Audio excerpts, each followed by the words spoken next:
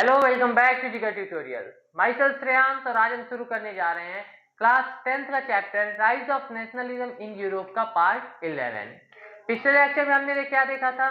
पिछले लेक्चर में हमने देखा था कि रोमांटिसिज्म का क्या मतलब है, फ्रांस में वहां का आर्ट, पोइट्री, लैंग्वेज, ये किस तरीके से लोगों को नेशनलिज्म के लिए इन्फ्लुएंस किया था। इस लेक्चर में हमें क्या देखना है? इस लेक्चर में हमें देखना है about the hunger, hardship and some popular revolt. मतलब कि फ्रांस नहीं, नेशनलिज्म इन यूरोप पढ़ रहे हैं तो पूरे यूरोप जो कॉन्टिनेंट था उसमें हंगर और हार्डशिप की कंडीशन कैसे जन रही थी और इसकी वजह से क्या क्या पॉपुलर रिवॉल्ट वहां पे हुए थे। हंगर क्या होता है और हार्डशिप क्या होती है, ये दोनों समझ में आ रहा होगा मीनिंग इसकी क्या होती है। हंगर का मतलब होता है सिंपली भूखमरी से कह सकते हो, जब वहां पे जो हमारे डेली कंजम्पशन के बेसिक नीड्स की चीजें हैं, क्रॉप्स वगैरह है, ये फेल हो जाए, फूड न मिले, फूड की प्राइसेस बहुत हाई हो जाएं, तो हंगर की सिचुएशन आती है। और जब ऐसी कोई सिचुएशन आती है तो हमें बहुत ज्यादा हार्डशिप फेस करना पड़ता है। हार्डशिप का मतलब कठिनाई से कह सकते हो, बहुत ज्यादा प्रॉब्लम फेस करनी पड़ती है। तो यहाँ पे पॉइंट अभी क्या है? Hunger hardship. हंगर हार्डशिप का मतलब क्या है कि यूरोप कॉन्टिनेंट में किस तरीके से हंगर फैला और इसकी वजह से लोगों को हार्डशिप का सामना करना पड़ा। पॉइंट क्या है? देखो, ये बात हो रही है total mid 19th century. 19th century means 1800 to 1900, बार बार बता रहा हूं। 19th सेंचुरी का मतलब 1900 के पहले। Mid 19th century means approx 1850 के आसपास। 1850 के आसपास हुआ क्या था यूरोप में?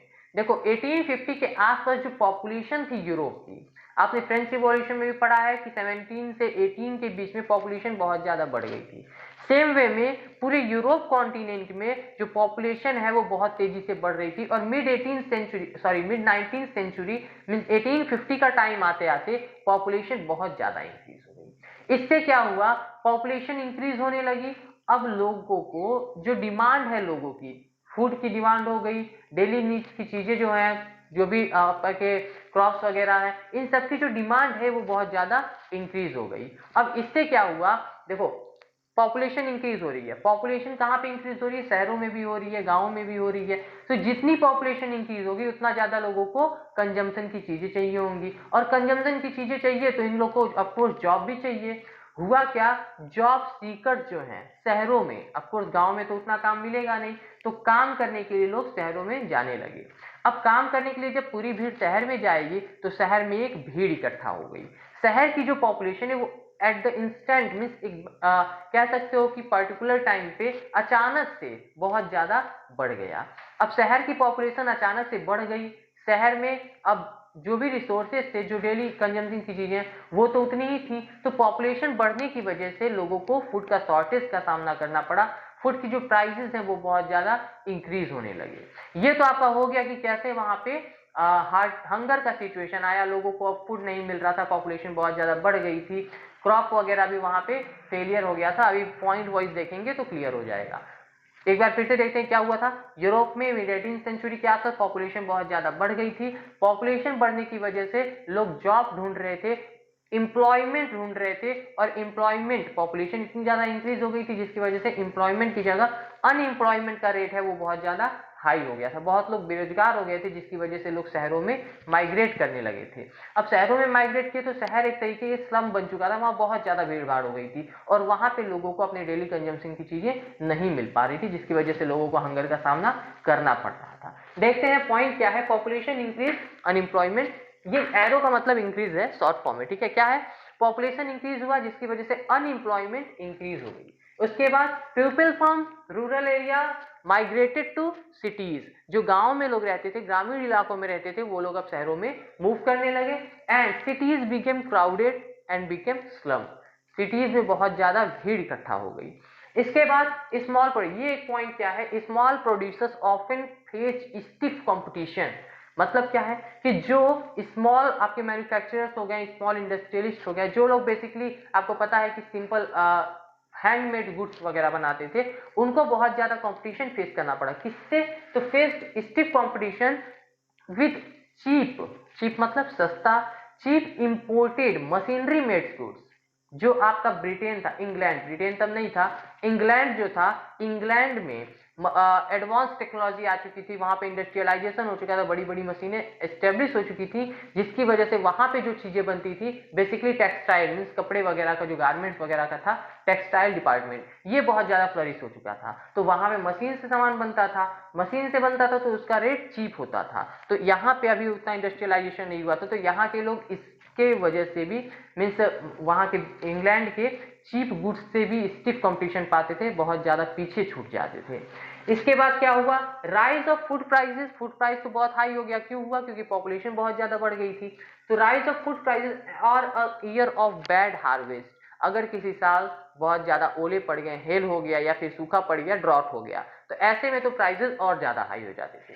तो राइज ऑफ फूड प्राइसेस और a year of bad harvest led to, क्या किया, led to wide spread poverty in town and country. जो भी कंट्री है, टाउन है, उसमें बहुत ज्यादा पॉवर्टी, गरीबी जो है वो फैल गई, लोग बहुत ज्यादा गरीब हो गए। और अब देखो धीरे, अभी तक क्या था, हंगर की सिचुएशन थी, और अब धीरे धीरे हार्डशिप आ रहा है, लोगों के जीवन में और ज्यादा कठिनाइयां बढ़ रही हैं, अब लोग गरीब होने लगे, पूरी शहर, पूरी कंट्री लगभग स्टिफ कंपटीशन की वजह से पीछे जाने लगी और पॉवर्टी को झेलने लगी। अब देखो यहाँ पे, यहाँ तक तो हो गया कि वहां पे क्या क्या प्रॉब्लम थी, हंगर हार्डशिप कैसे थी। हंगर हार्डशिप होने की वजह से 1848 में एक अजीब तरीके का रेवोल्यूशन शुरू हो गया। रेवोल्यूशन मतलब रिवॉल्ट शुरू हो गया, ठीक है। रिवॉल्ट कौन शुरू किया, तो इस बार रिवॉल्ट शुरू किया था educated middle class. Educated middle class कौन थे, तो राइज ऑफ मिडिल क्लास में पढ़ा है आपने कि एक नया ग्रुप जनरेट हुआ था जो धीरे धीरे प्रॉस्पेरस हो रहा था। ये जो ग्रुप था एजुकेटेड मिडिल क्लास का, इसने इस बार रेवोल्यूशन शुरू किया। और रेवोल्यूशन शुरू करने के बाद आगे क्या हुआ, तो फ्रेंच मोनार्च, ठीक है, फ्रेंच मोनार्च, ये बेसिकली 1848 की बात है, और फरवरी 1848 में French monarch was dethroned. French monarch का मतलब, फ्रांस का मोनार्च कौन था, तो आपको पता है कि अब लुइस फिलिप फ्रांस का मोनार्च बन चुका था। प्रेजेंट में 1848 के आसपास कौन था, रूल कर रहा था, लुइस फिलिप। फाइनली आपको पता है कि जब नेशनल असेंबली हटी थी और रिपब्लिक फाइनली बना था, तो उस समय मोनार्ची किसको वहां पे रूलर बनाया गया था, तो वो था लुइस फिलिप, ठीक है। फिर से बर्बन डायनेस्टी को रिस्टोर किया गया था। तो क्या था, French monarch means Louis Philippe की बात की जा रही है। French monarch was dethroned, dethroned का मतलब कि उसको गद्दी से हटा दिया गया। क्यों हटाया गया, क्योंकि कभी भी कोई भी कंट्री में प्रॉब्लम होती है तो ये माना जाता है कि वहां का जो लीडर है उसी की गलती है। ये सारा जो हंगर हो रहा था, हार्डशिप हो रहा था, लोगों को प्रॉब्लम फेस करनी पड़ रही थी, इसका जिम्मेदार उसको माना गया, लुइस फिलिप को माना गया, और उसको गद्दी से हटा दिया गया। अब इसके बाद डिथ्रोन्ड एंड कंट्री बिकेम रिपब्लिक, एक बार फिर से फ्रांस रिपब्लिक बन चुका। वहां पे एक बार फिर और पढ़े थे, फ्रांस बिकेम रिपब्लिक, अब दोबारा से फ्रांस पूरी तरीके से रिपब्लिक बन चुका है, क्योंकि पहली बार जब रिपब्लिक बना था तो दोबारा से मोनार्ची सिस्टम रिस्टोर हो गई थी। तो एक बार फिर से यहाँ पे फ्रांस रिपब्लिक बन गया। और अब देखो republic and based on universal adult suffrage. Universal adult suffrage क्या होता है, यूनिवर्सल एडल्ट फ्रेंचाइज सुना होगा आपने। यूनिवर्सल एडल्ट सफ्रेज का मतलब, सफ्रेज का मतलब वोटिंग राइट से होता है, यूनिवर्सल का मतलब संपूर्ण, सबको, और एडल्ट का मतलब कि एवव। इस समय तो एडल्ट सिटीजन्स जो हैं वो 18+ में आते हैं, पर उस टाइम पे 21+ को एडल्ट माना जाता था। तो यूनिवर्सल एडल्ट मेल सफ्रेज क्या है, यूनिवर्सल मेल सफ्रेज है, यूनिवर्सल एडल्ट मेल सफ्रेज। मतलब क्या है कि जितने भी आदमी, अभी देखो अभी भी वुमेन की बात नहीं हो रही है, सिर्फ और सिर्फ आदमियों की बात हो रही है, जितने भी आदमी अबव 21 ईयर्स ऑफ एज होंगे सबको वोटिंग राइट दिया गया विदाउट एनी डिस्क्रिमिनेशन, कोई भी भेदभाव नहीं, ठीक है। क्या था, अबव 21 ईयर्स जितने भी मेल हैं अब सबको वोटिंग राइट्स दिया जाएगा। लेकिन अभी भी वुमेन को वोटिंग राइट्स नहीं मिला था। वुमेन को वोटिंग राइट्स कब मिला था, फ्रेंच रिवॉल्यूशन में पढ़े हो आप, बताओ कमेंट बॉक्स में आंसर करो, ठीक है। अब इसके बाद देखो क्या हुआ कि यहां तक तो फ्रांस का सिस्टम सही हो गया, फ्रांस जो था वो रिपब्लिक बन गया। लेकिन अदर पार्ट्स डिमांडेड